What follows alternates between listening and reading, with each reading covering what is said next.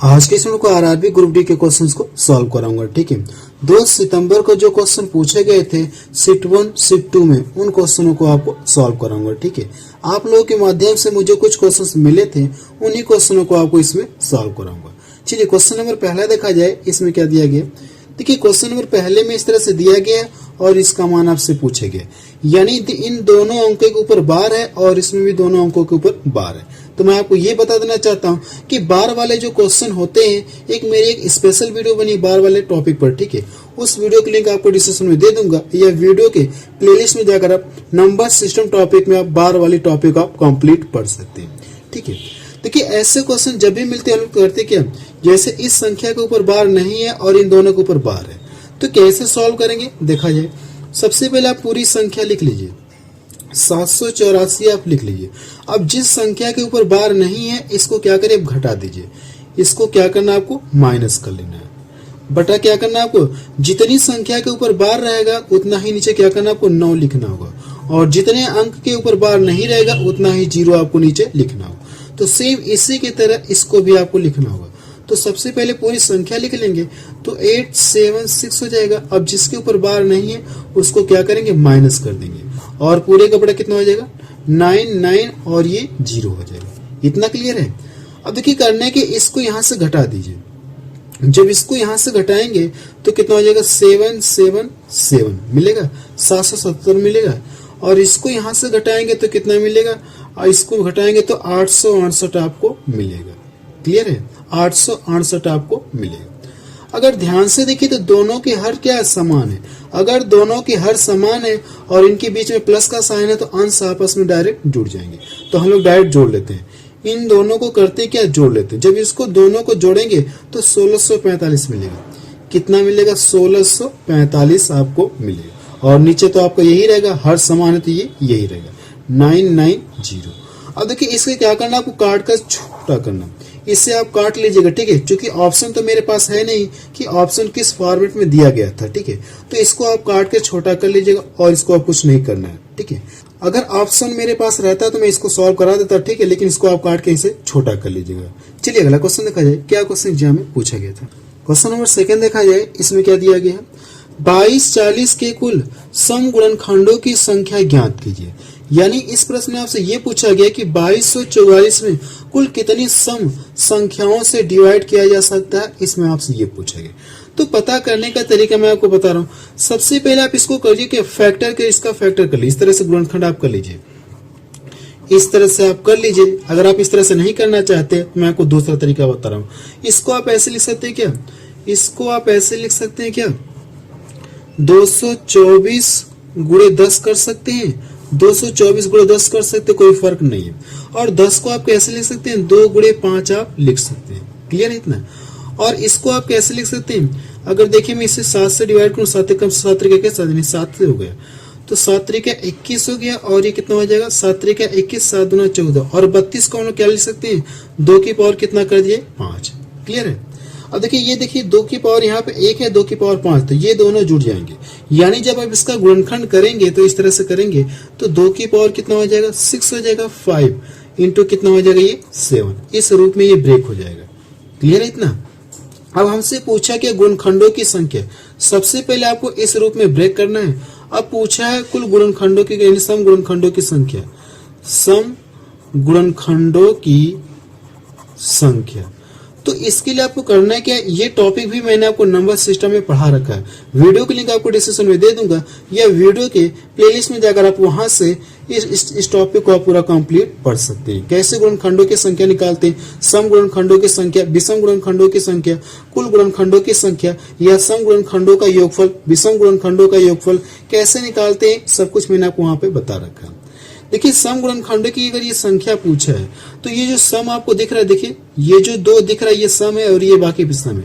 ये जो सम दिख रहा है इसकी पावर को करना है कि आपको कांस्टेंट मान लेंगे, यानी कितना जो भी है 6 आप लिख लेंगे। इसकी पावर को कांस्टेंट मान के आप यहाँ पे लिख लेंगे। लेकिन जो विषम वाले हैं इनकी पावर से करना है कि आपको एक पावर अधिक लेकर के इनमें क्या करना है, आपको मल्टीपल करना है। जो विषम वाली पावर है इनसे क्या करिए, आप एक पावर अधिक लेकर इन सभी का आपस में मल्टीपल करिए। 6 दूना 12 हो गया, 12 दूना कितना हो गया, 24। कितना हो जाएगा 24। यानी 22 40 में कुल कितनी सम संख्याओं से भाग दिया जा सकता है? 24 सम संख्याओं से भाग दिया जा सकता है। ये इसका आंसर आ गया। चलिए अगला क्वेश्चन देखा जाए। क्वेश्चन नंबर 3 देखा जाए, इसमें क्या दिया गया है? यदि किसी संख्या से 158 285 को विभाजित किया जाता है तो शेषफल 4 5 बचते हैं, वह बड़ी से बड़ी संख्या ज्ञात कीजिए। यानी करना कि आपको एचसीएफ आपको बताना है, ठीक है। तो सबसे पहले करना है कि आपको या तो आप डायरेक्ट ऑप्शन से भाग दे के चेक कर सकते हैं। जैसे अगर मैं इसमें भाग दूं, ठीक है, किस ऑप्शन से अगर मैं इसमें भाग दूं तो 4 रिमाइंडर बचना चाहिए और इसमें भाग दूं तो 5 रिमाइंडर बचना चाहिए। ऐसे आप ऑप्शन से भी भाग देकर पता कर सकते हैं। या दूसरा तरीका मैं आपको बता रहा हूं, ठीक है। दूसरा तरीका क्या है इसका? कितना है? 158 है और ये कितना है? 285। जो रिमाइंडर है कितना कितना बच रहा है? रिमाइंडर कितना कितना बच रहा है? 4 और ये कितना 5 है। यही तो रिमाइंडर बच रहा ना। तो इसके लिए आपको करना है कि इसको यहां से घटा लीजिए और इसको यहां से घटाइए। जब इसको यहां से, ये आपका रिमाइंडर वाला, ठीक है, ये आपका रिमाइंडर है। जब इसको घटाएंगे तो कितना मिलेगा? 154 मिलेगा और इसको जब घटाएंगे तो कितना हो जाएगा? 280 हो जाएगा। इतना क्लियर है। अब इसके बाद करिए कि आप इन दोनों का देखिए एचसीएफ, इन दोनों का क्या करना है आपको? एचसीएफ आपको निकालना है। तो वह बड़ी से बड़ी संख्या कौन सी है जो इन दोनों को डिवाइड करेगी? वह बड़ी से बड़ी संख्या कौन सी है जो इन दोनों को डिवाइड करेगी? देखिए 18 से तो कटेगा नहीं, ठीक है। 18 से ये पूरा नहीं कटेगा। अगर 18 से इसको काटेंगे तो पूरा ये नहीं कटेगा। तो करना क्या? देखिए 14 से देखा जाए तो 14 से लग रहा है ये भी कट जाएगा, 14 से ये भी कटी, 14 दूना 28 हो गया और 14 कम 14 14, यानी इन दोनों के एचसीएफ कितना आएगा? 14 आ जाएगा।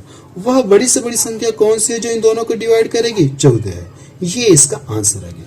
यह जो मैं आपको पहला तरीका बताया आप उससे भी कर सकते हैं। अगर आप 14 से इसमें भाग देंगे तो कितना रिमाइंडर बचेगा? 4 आपका बचेगा। भाग दे के चेक करिए, 14 कम 14 हो गया, एक इधर गया, कितना 18 हो गया, 14 कम 14 4 आपका रिमाइंडर बचेगा। अगर 14 से इसमें भाग देंगे तो रिमाइंडर कितना बचेगा? 5 बचेगा। इस तरह से ऑप्शन से भी पता कर सकते हैं। ये इसका सेकंड तरीका है। चलिए अगला, इसका देखिए कौन सा ऑप्शन मैच कर रहा है? बी ऑप्शन का मैच कर। चलिए अगला क्वेश्चन देखा जाए। क्या क्वेश्चन एग्जाम में पूछा गया था? क्वेश्चन नंबर 4 देखा जाए। इसमें क्या दिया गया है? 4800 रुपए की राशि पर 15% वार्षिक दर से 2160 रुपए साधारण ब्याज कितने वर्षों में प्राप्त होगा? इसमें आपसे ये पूछे। ये देखिए क्या दिया आपको? साधारण ब्याज दिया गया, मूलधन दिया गया, यहाँ से रेट दी गई, टाइम आपसे पूछा गया। तो फार्मूला आपको पता है कि एसआई बराबर क्या होता है? एसआई यानी साधारण ब्याज बराबर क्या होता है? मूलधन गुणे दर गुणे समय और पूरे का बटा कितना होता है? 100 होता है। या मैं यहाँ पे लिख रहा हूँ कि एसआई बराबर कितना होता है? PRT upon 100। यही तो आपका फार्मूला होता है। अब इसमें रख के हम लोग डायरेक्ट सॉल्व कर देते हैं। एसआई का मान कितना दिया गया? 2160 दिया गया और मूलधन कितना? ये 4800 है और आर का मान कितना? 15 है और टी आपसे पूछा गया। पूरे का बटा कितना हो जाएगा? 100। ये देखिए 00 से 00 इसका कट गया। अगर मैं देखिए 12 से इसको डिवाइड कर दूं तो ये 12 चौको 48 हो गया और इसको डिवाइड कर दूंगा 12 एकम 12 हो गया और 9 इधर के 12 8 कितना हो जाएगा? 96। क्लियर है? देखिए 4 से कट रहा है, 4 से कट रहा है तो काट दीजिए। 4 से इसको काट दीजिए, 4 चौको 16 हो गया, 4 चौको 16, 2 इधर गया, 4 25 20 और 15 से इसको काटेंगे तो 3 बार में ये कट जाएगा। तो टाइम बराबर कितना मिल गया आपको? 3 ईयर, 3 वर्ष। ये इसका आंसर आ गया। चलिए अगला क्वेश्चन देखा जाए। क्वेश्चन नंबर 5 देखा जाए। इसमें क्या दिया गया है? किसी वस्तु को 960 रुपए में बेचने पर 4% की हानि होती है, किसी अन्य वस्तु को 840 रुपए में बेचने पर 20% का प्रॉफिट होता है, कुल लाभ या हानि ज्ञात। यानी कितने रुपए का लाभ या हानि हुआ? इसमें आपसे ये पूछेंगे। देखिए कोई वस्तु रही होगी, उसका मूल्य अपने आप में 100% रहा होगा। जब वो इतने रुपए में बेच रहा है तो 4% की हानि हो रही है। तो उस वस्तु का क्रय मूल्य पता करने के लिए करना है कि आपको, अब देखिए ये कोई वस्तु का दाम अपने आप में 100% रहा होगा। अगर ये 4% की हानि पर बेच दे रहा तो इसमें से दाम कितने के ले रहे? 96% का दाम ले रहा और रुपए में कितना ले रहा? इतना। तो करना क्या? मूल्य यानी क्रय मूल्य पता करने के लिए इसमें 96 से भाग दे दीजिए, 100 से गुणा कर लेंगे तो आपको क्रय मूल्य पता चल जाएगा, सीपी आपको पता चल जाएगा। क्लियर है? यानी उस जब इसमें 96 से भाग देंगे, 100 से गुणा कर देंगे तो 1000 रुपये आपको मिलेगा। यानी उस वस्तु का जो क्रय मूल्य है वो कितना आ गया? 1000 रुपये। और ये इसे कितने रुपए में सेलिंग करा है? इसे कितने रुपए में सेलिंग करा? ये 960 रुपए में बेच रहा है। अब दूसरी वस्तु है, किसी अन्य वस्तु को इतने रुपए में बेचने पर 20% का लाभ हो रहा है। यानी इसमें क्या शामिल है? 20% का लाभ शामिल है और वस्तु का क्या? क्रय मूल्य यानी 100% शामिल है। तो कह सकते हैं 100 प्लस 20, ये टोटल कितना 140% है। इसमें 140 से भाग दे दीजिए और 100 से गुणा कर लीजिए, तो वस्तु का क्रय मूल्य आपको पता चलेगा। जब इसमें करेंगे क्या, जब इसमें 120 से भाग देंगे और 100 से गुणा कर देंगे, तो वस्तु का क्रय मूल्य आपको पता चले कितना आ जाएगा, 700 रुपए। वस्तु का क्रय मूल्य आपको पता चल गया। और ये बेच रहा कितने में, 840 रुपए में बेचा। तो इस तरह से देखा जाए तो कितने रुपए का लाभ या हानि हुआ। देखिए दोनों वस्तु को इसने कितने में खरीदा, 1700 रुपए में खरीदा। और कितने रुपए में बेच रहा है, ये और ये 100 हो गया, 100 हो गया तो इन्होंने कितना हो जाएगा, 18। कितना हो जाएगा, 900 कितना हो जाएगा, 18 हो जाएगा।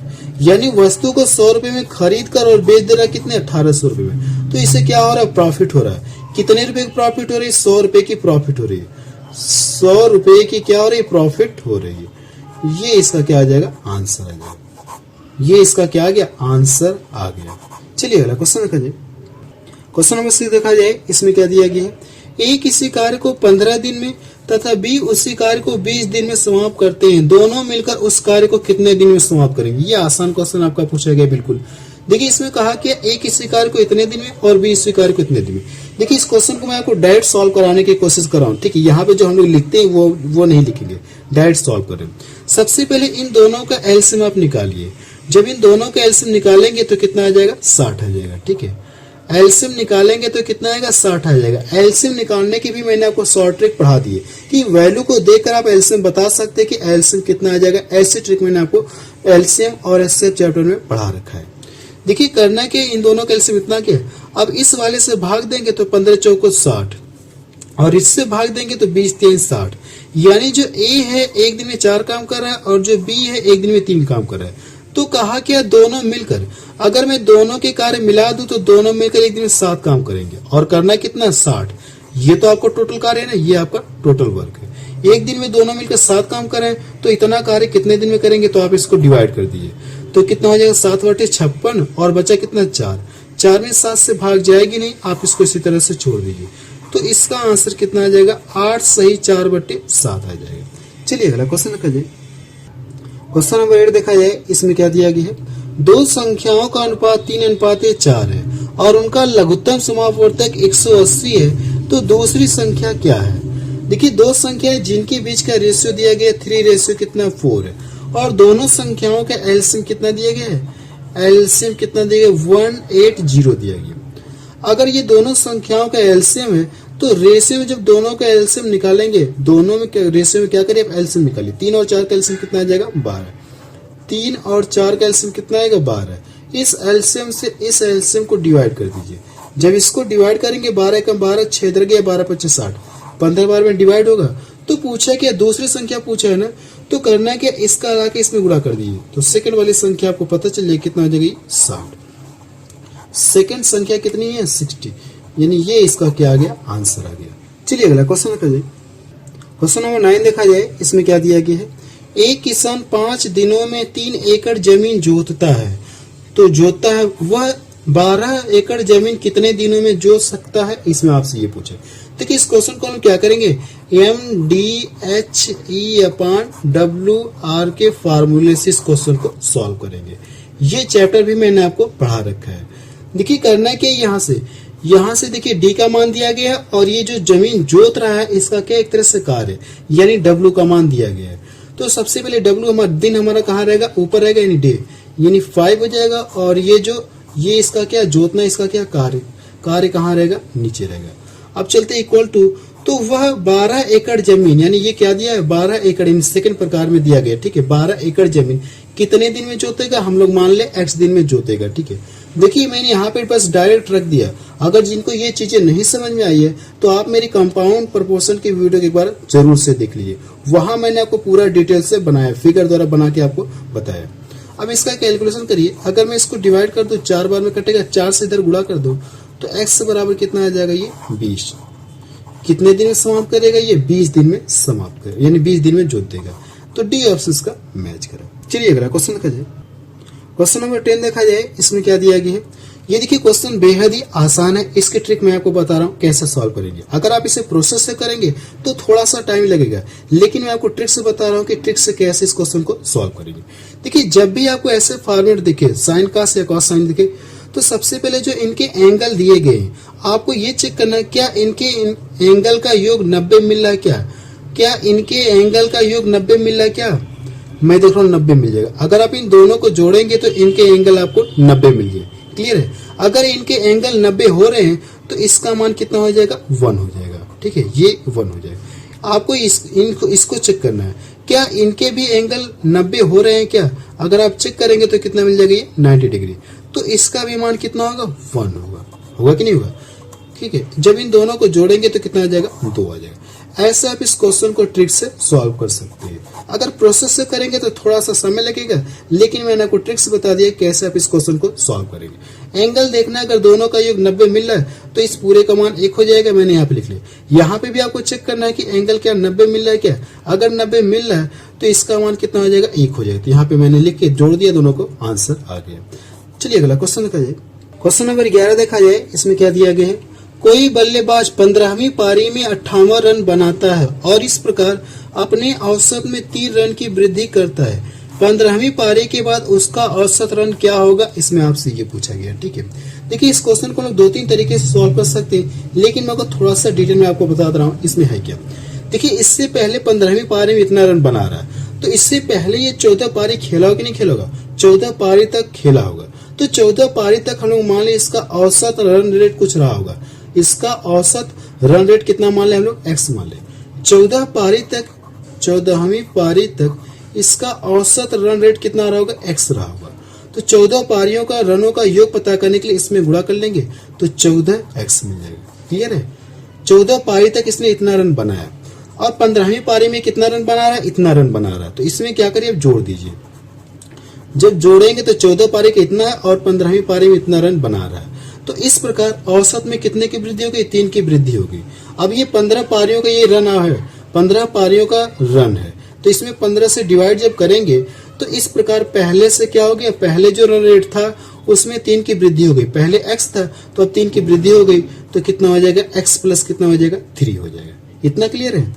अगर मैं इसका गुणा इधर कर दूं तो कितना हो जाएगा, ये इसका गुणा कर लूं तो यहाँ से 14x प्लस 58 और ये 15x और ये 15 कितना हो जाएगा, 45। इतना क्लियर है। अगर मैं इसको इधर ट्रांसफर कर दूं तो ये जाके घट जाएगा, तो बचेगा क्या, सिर्फ x बचेगा। क्या बचेगा, सिर्फ x बचेगा, x बचेगा। और ये इधर आके घट जाएगा। जब ये इधर आके घटेगा तो कितना बचेगा, ये 13 बचेगा। कितना बचेगा, 13 बचेगा। यानी 14 पारी तक उसका औसत रेट 13 था, लेकिन 15वीं पारी में जब 3 रन की क्या हो गई, औसत रन में 3 की वृद्धि हो गई। तो हमसे पूछा कि 15वीं पारी के बाद उसका औसत रन रेट क्या होगा। 15वीं पारी में जब इसने इतना रन बना दिया तो औसत रनों में 3 की वृद्धि हो गई। तो इसमें 3 आप क्या कर लीजिए, जोड़ लीजिए। जब 3 जोड़ लेंगे तो 15वीं पारी के बाद औसत रन रेट कितना हो गया, 16 हो गया। औसत रन रेट कितना हो गया, 16 हो गया। 15वीं पारी के बाद औसत रन रेट कितना हो गया, 16 हो गया। इसका देखिए सी ऑप्शन इसका मैच करा। चलिए अगला क्वेश्चन देखा जाए। क्वेश्चन नंबर 12 देखा जाए। इसमें क्या दिया गया है, 12 संतरे बेचने पर एक फल वाले को 4 संतरों के विक्रय मूल्य के बराबर हानि होती है। हानि प्रतिशत कितनी है, इसमें आपसे ये पूछा गया। देखिए इसमें करके 36 संतरे ये बेच रहा है, तो कितने संतरे के विक्रय मूल्य के बराबर हानि हो रही है, 4 संतरे के विक्रय मूल्य के बराबर हानि हो रही है। देखिए आपको एक फॉर्मूला पता होगा कि हानि बराबर होता क्या है। ठीक है, हानि बराबर क्या होता है, हानि बराबर क्रय होता है, क्रय माइनस विक्रय होता है, यही ना। अब देखिए हानि आपको दी गई, हानि दी गई है। हानि कितनी है, 4 संतरों के बराबर हानि हो रही है। तो हानि के अगर 4 रख लीजिए और यहाँ से हम लोग करके इस फार्मूले से हम लोग इसका मान निकाल रहे, क्रय वाला निकाल रहे। ठीक है, विक्रय मुझे पता है कितने संतरे ये बेच रहा है, 36 संतरे बेच रहा है, तो 36 हो गया। ये आके इधर आके जुड़ जाएगा, तो क्रय ये कितना करे, कितने संतरे इसने क्रय किया होगा, कितने संतरे क्रय किया होगा, 40 संतरे इसने क्रय किया होगा। ठीक है, अब देखिए मुझे क्या क्या पता चल गया, कितने संतरे क्रय किया मुझे ये पता चल गया, और कितने संतरे ये क्या करा, ये बेच रहा, और कितनी हानि हो रही, 4 हानि हो रही है। तो मुझे पता है कि प्रतिशत हानि बराबर प्रतिशत हानि बराबर, हमसे पूछा क्या हानि प्रतिशत में, तो प्रतिशत हानि बराबर क्या होता है, हानि बटे क्रय मूल्य, हानि बटे क्रय मूल्य। कितने संतरे की बराबर हानि हो रही है, यानी 4 की हानि हो रही है। कितने संतरे की हानि हो रही है, 4 की हानि हो रही है। और क्रय इसने कितना किया था, 40 है ना, 40 क्रय किया था। तो 40 से डिवाइड कर दीजिए और प्रतिशत में कन्वर्ट करने के लिए 100 से डिवाइड कर दीजिए। ये इससे कट गया और ये इससे कट जाएगा, तो कितना बचा, 10%। उससे कितने परसेंट की हानि हो रही है, 10% की हानि हो रही है, 10% की हानि हो रही है। सी ऑप्शन इसका मैच करें। चलिए अगला क्वेश्चन देखा जाए। क्वेश्चन नंबर 13 देखा जाए, इसमें क्या दिया गया है, कॉस थीटा प्लस ये आपका सेक थीटा रहेगा, ठीक है, ये आपका क्या रहेगा, सेक थीटा इक्वल टू कितना दिया, 5/2 है। तो इसका मान आपसे पूछा गया cos square theta plus sec square theta का मान आपसे पूछा गया। देखिए मुझे ये पता है ये किसका उल्टा होता है, ये किसका उल्टा होता है, कॉस का उल्टा होता है। अगर मैं इसे कॉस के फॉर्मेट में लिखना चाहूँ तो क्या लिख सकते, 1/cos लिख सकते, नहीं लिख सकते। जो सेक है इसको आप लिख सकते, 1/cos थीटा लिख सकते, नहीं लिख सकते। इसको आप ऐसे लिख सकते हैं। अगर इसको आप ऐसे लिख सकते हैं तो एक पल के लिए मैं ऐसा मान लो, जो cos थीटा बराबर मैं क्या मान लू, x मान लू। cos थीटा बराबर मैं क्या मान लू, x मान लू। तो इसके स्थान पे x आ जाएगा और ये क्या हो जाएगा, 1/x हो जाएगा। अगर लिखना चाहे, अगर x मान लिया मैंने, तो x प्लस 1/ कितना हो जाएगा, इसका मान मैंने कितना मान लिया, x मान लिया। क्लियर है, इक्वल टू कितना हो जाएगा, ये 5/2। इसका मान देखिए मैंने क्या माना, x माना है, तो क्या हो जाएगा, यहाँ से x स्क्वायर हो जाएगा प्लस, इसको भी तो आप लिखेंगे उल्टा हो जाएगा, 1/ क्या हो जाएगा, ये cos स्क्वायर थीटा हो जाएगा। क्लियर है, cos स्क्वायर थीटा हो जाएगा। तो ये क्या दे देगा, 1/x स्क्वायर। अब ध्यान से देखेंगे तो आपको अलजेब्रा वाले फॉर्मेट में आपको दिख रहा है कि नहीं दिख रहा, आपको ये जो क्वेश्चन है अलजेब्रा वाले फॉर्मेट में आपको दिखने लगा। तो इससे भी आप इस क्वेश्चन को सॉल्व कर सकते हैं, या आप इसे भी चेंज करके सॉल्व कर सकते हैं, लेकिन मैंने इसे क्या कर लिया, अलजेब्रा वाले में कन्वर्ट कर लिया। इतना क्लियर है। अब देखिए अगर इसका मान इतना है तो इसका मान आपसे पूछा गया कितना होगा। तो इसके लिए हम लोग करें क्या, इसका क्या कॉन्सेप्ट होता है, यहाँ पे ये चीज दे करके और स्क्वायर के फॉर्मेट का पूछा है, तो इसका क्या कॉन्सेप्ट होता है, हम लोग करते कि n स्क्वायर माइनस क्या करते हैं, 2 करते हैं। ये इसका कॉन्सेप्ट होता है। तो इसका स्क्वायर करेंगे तो कितना हो जाएगा, 25 बटे कितना हो जाएगा, 4 और -2 आपको करना है। अब इसे सॉल्व कर लीजिए, तो जब इसमें करेंगे तो 4 दूना 8 हो गया। अगर आप 8 इसमें से घटाएंगे, 25 में से 8 घटाएंगे तो कितना मिलेगा, 17 मिलेगा। 17 मिलेगा कि नहीं मिलेगा, और नीचे क्या आपका 4 ही रहेगा। ये इसका क्या आ जाएगा, आंसर आ जाएगा। ये इसका क्या आ जाएगा, आंसर आ जाएगा। डी ऑप्शन के इसका मैच करा। चलिए अगला क्वेश्चन देखा जाए। क्वेश्चन नंबर 15 देखा जाए, इसमें क्या दिया गया है, दो संख्याओं का मध्य 15 तथा उनका लसागु कितना 225 है। यदि उनमें से एक संख्या इतनी है तो दूसरी संख्या आपसे पूछा गया। ये भी क्वेश्चन देखिए आसान है। इसका कॉन्सेप्ट क्या होता है, पहली संख्या इंटू दूसरी संख्या इक्वल टू क्या होता है, एलसीएम इंटू एचसीएफ होता है। ये तो फॉर्मूला होता है, आपको कुछ भी नहीं करना, इसमें रख के सॉल्व करना है। देखिए एलसीएम और एचसीएफ का मान दिया गया, इसमें रखेंगे। अब एक संख्या दे दी गई तो दूसरी संख्या आपसे पूछी गई, इसमें रख के क्या करेंगे, आप सॉल्व कर लेंगे। चलिए अगला क्वेश्चन देखा जाए। क्वेश्चन नंबर 16 देखा जाए, इसमें क्या दिया गया है, एक व्यक्ति अपने घर से दफ्तर साइकिल द्वारा 8 किलोमीटर प्रति आवर की चाल से जाने में 15 मिनट देरी से पहुंचता है, परंतु क्या करा, वो 10 किलोमीटर प्रति आवर की चाल से जाने पर वह केवल 3 मिनट देरी से पहुंचता है। उसके घर से दफ्तर की दूरी कितनी होगी। देखिए दोनों में देखिए देरी दिया गया है, ठीक है, दोनों में क्या दिया गया, देरी शब्द दिया गया है। तो ऐसे क्वेश्चन को सॉल्व करने का क्या कॉन्सेप्ट होता है, आपसे डिस्टेंस पूछा गया कि उससे घर से दफ्तर की दूरी कितनी है। तो हम लोग करते क्या, ऐसे में चालों का गुणनफल करते हैं। जो चालें दी गई है इनका हम लोग करते क्या, गुणनफल करते हैं। चालों का गुणनफल कर लेंगे तो 8 इंटू कितना हो जाएगा, ये 10 बटा क्या करते हैं, चालों का अंतर करते थे। जब इन दोनों का अंतर करेंगे तो कितना मिलेगा, ये 2 मिलेगा। चालों का गुणनफल बटे चालों का अंतर करते और इंटू करते क्या, समय। अगर दोनों क्या देरी है, अगर देरी दोनों शब्द है तो ये आपस में क्या हो जाएंगे, घट जाएंगे। आपस में क्या हो जाएंगे, घट जाएंगे। अगर जैसे ये देरी रहे और ये पहले रहे, ठीक है, ये देरी रहे और पहले रहे, तब दोनों को हम लोग ऐड कर लेते हैं। लेकिन दोनों देरी है तो हम लोग करेंगे इसको घटा लेंगे। जब घटाएंगे तो कितना मिलेगा, ये 12 मिलेगा। ये 12 मिनट है, लेकिन इसे क्या करना, आपको घंटे में लिखना होगा। तो घंटे में कन्वर्ट करने के लिए क्या करिए, 60 से डिवाइड करिए। ये देखिए 0 से 0 कट गया, अगर मैं ये देखिए 6 दूना 12 और 12 से 12 कट गया, तो उसके घर से दफ्तर की दूरी कितना है? 8 किलोमीटर है। ये इसका आंसर आ गया। ठीक है, चलिए अगला क्वेश्चन देखा जाए। क्वेश्चन नंबर 17 देखा जाए, इसमें क्या दिया गया है?